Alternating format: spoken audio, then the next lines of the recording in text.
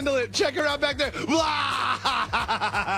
Right behind the Hawks bench. Just blah! Just lost it. Just lost it. So look at her man there, or her friend, just not even noticing. He's so cool about it. There's cups everywhere. She just pukes all over the bench. Jalen Rose, what happened to this woman? That is not called puking. That is a form of calling Earl. That's exactly what she did. She earled all over the bench. No question about it. You know, the players it. were all looking around like, what is that smell? And they're looking down, and suddenly some rivers of puke just start to show up between their sneakers. Oh, man. Oh, God. That looked like so much fun. I could watch that video all day, but we are going to move on. Jalen Rose, I'm very upset about something. You know how I don't get upset that much? This one really got me.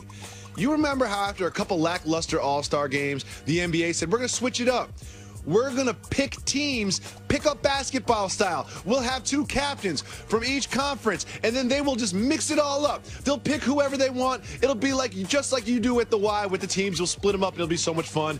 We'll get to see who gets picked first, who gets picked second, who picks their teammates, who doesn't pick their teammates. I was so excited about this idea. It was just another way that the NBA was just advancing beyond other sports leagues by making things more entertaining and more fan-friendly. Well, guess what? The NBA sent out a memo, Jalen Rose. They're going to do the picks in private and not tell us the order in which the players were picked. What is happening? Why would they do that? I don't need to see an email that lists the teams. I want to see the captains pick the teams. Show the draft. Show the draft. Show the draft. Show the draft. Show the draft. Show the draft. Should we keep going? You want us to keep going? Show the draft. Show the draft. Why isn't the NBA showing us the draft?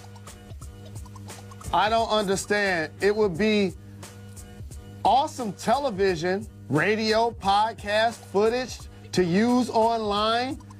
So many storylines. Where would LeBron James draft Kyrie? Is Russell and KD gonna play together? I love this. How There's many so much. Warriors are gonna be on the same squad? Like, and here's another thing. Jalen, you're an ex-basketball player. You play in the NBA. Are you trying to tell me that you guys are so sensitive that it's going to hurt your little egos if you get picked last? You're an all-star. You're one of the best players on the planet. You've already been vaulted to the highest heights of the NBA annals. If you get picked last of the best players, is that really going to bother you? Would that bother you if you were an all-star? Well, there's a difference between being picked first or second versus being picked 23rd or 24th. And that could hamper somebody's image, damage them a little bit, get them trolled on social media, whatnot. But for great theater, you can air the draft. Think about it like this. The way people was watching LeBron James' decision, we would be just as interested in seeing who got drafted where. The draft. You know what, Jalen? I'm going to go on a limb. Show the draft. Show the draft. Show the draft. Let me tell you something. I'm going to say this. I would rather watch a televised all-star draft than a televised all-star game.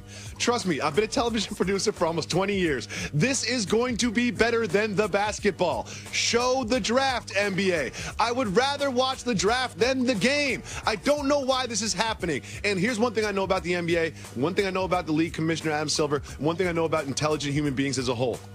They admit when they're wrong, and they correct their wrongs. This is wrong. This is a bad decision. NBA players that are all-stars, they're one of the best 24 players, 25 players on the whole league. They can handle it if they get drafted last. They can handle it. And something tells me that it's going to be okay. I know about Adam Silver. It's not an absolute fact, but I think it's pretty close. That he loves Jalen and Jacoby's program. He watches Jalen and Jacoby every night. Every night before bed. And when he wakes up early, so we're on ESPN News when he wakes up, he watches it again just to see if he missed something. You know what I mean? You know how some people watch Scarface 150 times? He watches every single Jalen and Jacoby episode over and over and over. He texts me after each one. Notes on my outfits. Just think about it like this.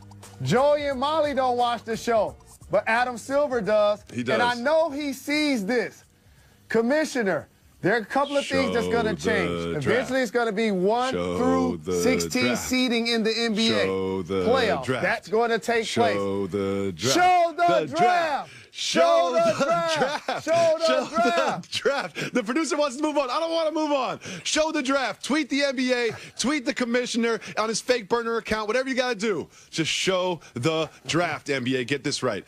Moving on the night of Kobe Bryant's jersey's retirement in the Staples Center rafters, they went on and played some basketball. It was a great game. Kevin Durant actually won the game with this game-winning dagger. Guarded by Lonzo Ball, pull-up Hezzy Jimbo, got him. However, earlier in the game, he was the recipient of not one, but two poster dunks. This one from Nance was especially disrespectful. Jalen, you know how the game goes. You win the game, you hit the game-winning shot, but if you get dunked on twice, it might be more memorable. Which is more memorable long-term? Him getting dunked on twice or hitting the game-winning shot over a hyped rookie? KD has been terrific with these 30, 35-point game, 10 assists, 10 rebound, multiple assist games, getting a couple of blocks. But I'm riding with you, Jacoby. He got put on the potty a couple of times. And those continue to run on loop. So I would say, however, the only thing that trumps that is hitting a game-winning shot on the road when you've been balling. Did you just say put on the potty? Yes. That's one of the funniest things you've ever said. That's what I'm going to keep saying that for the rest of my life. I steal so much from you. I'm stealing that one. And I just have one more reminder about something. When we come back, we're going to tell you just how the World Chess Championships look super sexy. Show the draft. Show the draft. Show the draft. Show the draft. Wait a second. Passagassawakag River. Like a lot of times these rivers and these names are from Native American sayings, you know, tribes, and they kept with the traditional names. But if it starts with Passagassa, something tells me someone's kidding. I know one thing. If it's Passagassa, that means they've been around Jacoby in the studio. That's not fair. Finally, I farted in the studio. Great. You know what? That's the first time we've ever aired that. I farted in the studio. That's the first, and you know, so people play that back to me all the time. And it's always off wax. We've officially broken down the fourth wall here on Jalen and Jacoby. I'm so upset in the studio. about this that no holds barred. Everything's out in the open now. Everything's on wax now. Everything's on wax. I'm upset. We're ending the segment. Yes, Reg!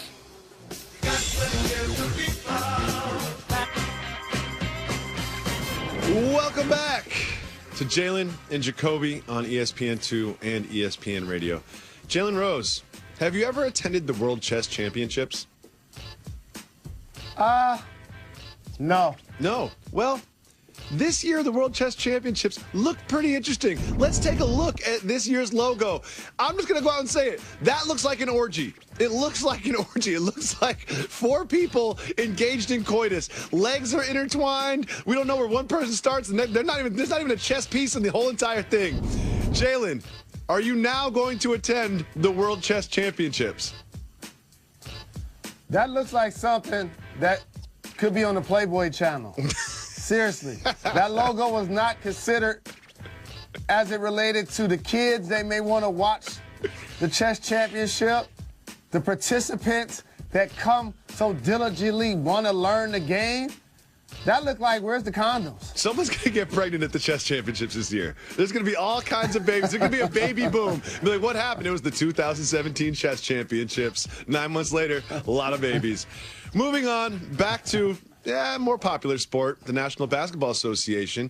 The Rockets just keep on winning. Last night, they were down big in the fourth quarter, but then went on a tear. Eric Gordon scored 17 points in the fourth. They dominated the Jazz in the fourth quarter for their 14th straight win. They are now 15-0. Win. Chris Paul puts on a uniform. Clint Capella was 10 for 12 from the floor. It really looks like everything is clicking for the Rockets while the Warriors have a lot of injury problems. Is it time to now consider the Rockets the favorite in the Western Conference? I talked about this probably a month ago on NBA Countdown, and I brought people behind the curtain to look at a Houston Rockets team that the last couple of seasons has been amongst the best, led by James Harden in the Western Conference. You add Chris Paul, Bob Moute, Tucker, the continued improvement of Capella, to go with Trevor Ariza. Now you can compete defensively and win games as well. They had to knock down shooters.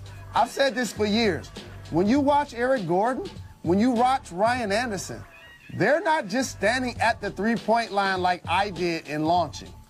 They're 2 or 3 feet behind the line. They were amongst the league leaders in shots that were like 25 feet last year. So they're giving mad space to terrific creators and ball handlers like Chris Paul and James Harden. It's been terrific basketball to watch. And yes, people should understand they legitimately now have a team that can play both ends of the floor.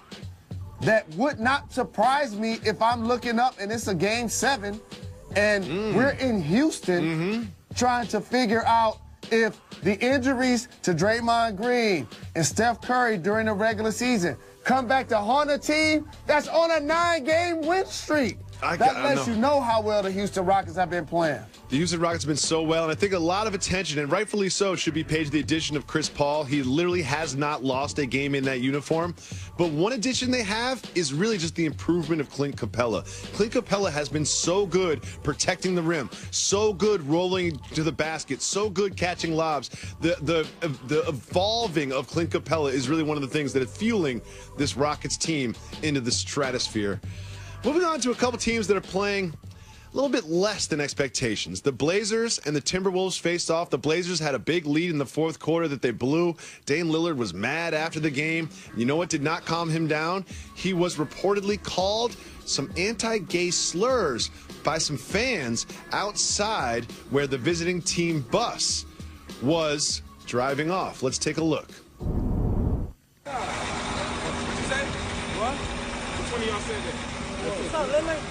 Hey, yo, what's up, Lillard? Hey, what's up, Dan? Hey, what's up, y'all? I have a lot of questions about this. First, you saw he had his food in his hand, so he must have gone into the bus and then come back out to confront those fans. But most importantly, Dame, it's Minnesota. Where is your jacket? Why are you wearing a T-shirt? Why are you wearing a T-shirt in the freezing cold in Minnesota, Dame? That. My mom would not stand for that.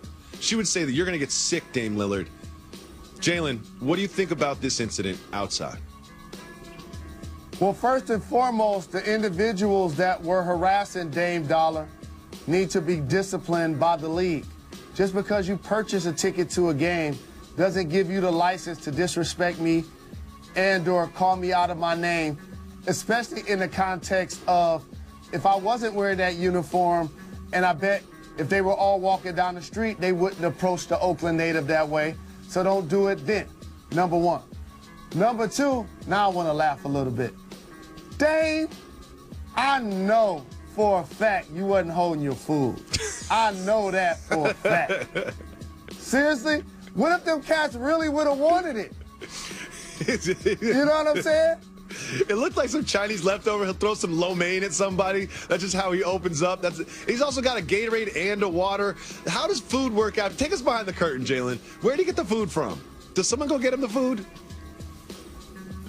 So in the league, Mark Cuban was one of the first owners that after the game would cater food to the visiting locker room as well as his own team. Usually teams that practice and or play in the same facility and or have a chef and or a kitchen, which most teams now have. That's inherent, especially if you have a young team. You want them eating right and being in the building constantly. For example, like you saw with Philadelphia when ESPN did their All Access. And so when you're traveling, however, sometimes teams don't do that for the road team. So either you can order something from a restaurant in that city. That's what we used to do, find a favorite restaurant and have them cater. Go get food from where the media eats, normally pregame and or halftime. But Dame looked like he got some catered road food. But either way, the Gatorades are there, the waters are there. When I first came into the league, it was more beer in the cooler than both of those put together. Ooh. But with that being said, now Dame, you leave the bus, and I'm glad you got a chance to confront those cats. But you can't do it with the water and Gatorade in you your gotta put a hand. jacket on, Dave. It's cold out Without there a in coat. Minnesota, man. Come on, You're you gotta gonna put a get jacket on. If you went out on the bus to put the food down, grab a jacket and then go outside and yell at somebody. Coming up next on Jalen and Jacoby, if you're holding a bar or bat mitzvah in the tri-state area, there's a certain member of the Knicks that would be more than happy to entertain your children. That's next on Jalen and Jacoby.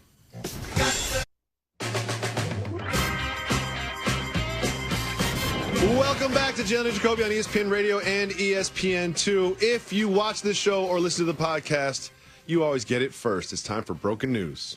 To everyone else, it's breaking news. To Jalen and Jacoby listeners, it's broken news.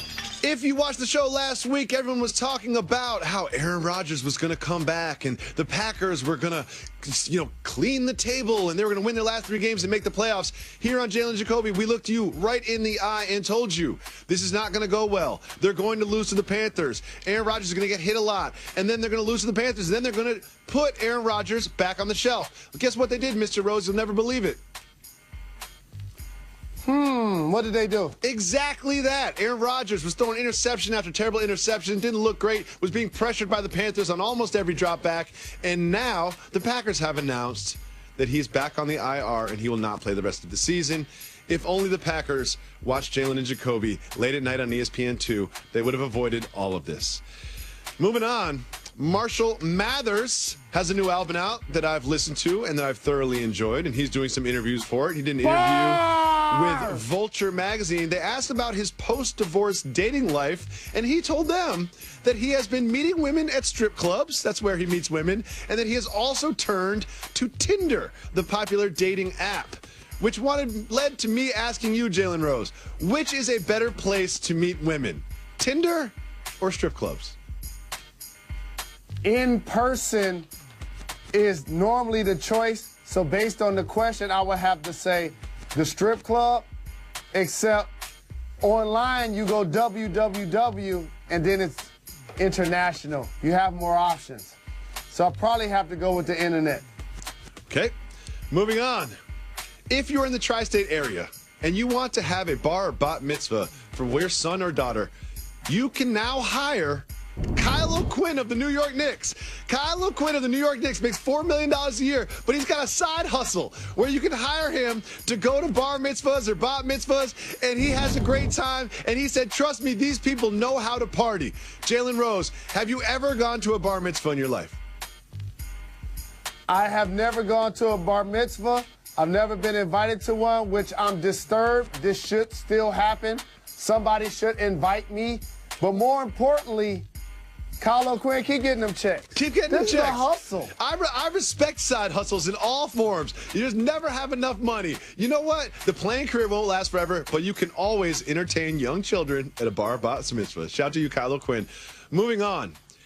There's employees at a TCBY in Matthews, North Carolina. They're getting boxes. They get frozen yogurt boxes and, cups and stuff. And they're just opening up cardboard boxes. They open up a cardboard box at their place of employment. Inside, they find 5 pounds of medicinal. Jalen Rose, take me through the thought process. You're working at a TCBY. You open up the box. You see 5 pounds of medicinal. What goes through your head? First and foremost, I'm not going to do the obvious and quit my job. That's the dummy move. But what I am going to do is I'm going to turn these lemons into lemonade. What do you mean by that, Mr. Rose? I'm going to get on the phone and call somebody that probably understands exactly what to do with this level of quantity that can turn that into a dollar figure that ultimately I can put inside my pocket. I love that you said you weren't going to quit your job. And normally it's no, I'm not going to quit my job because that's not a life-changing amount of money. And I always want to have a job. It's good for my routine. But really, you're like, I don't want to quit my job. There could be another box next week. Who knows? The TCBY or whatever, they're fighting to open up boxes. They do not want to be in the floor. They're like, I'll work the stock room today. I'll work the stock room every single day. I'll work the stock room. They're fighting to be the one to open up those boxes in Matthews, North Carolina. Moving on. A gentleman, I believe in the Atlanta area, I'm not positive about this, and a lady were on a first date.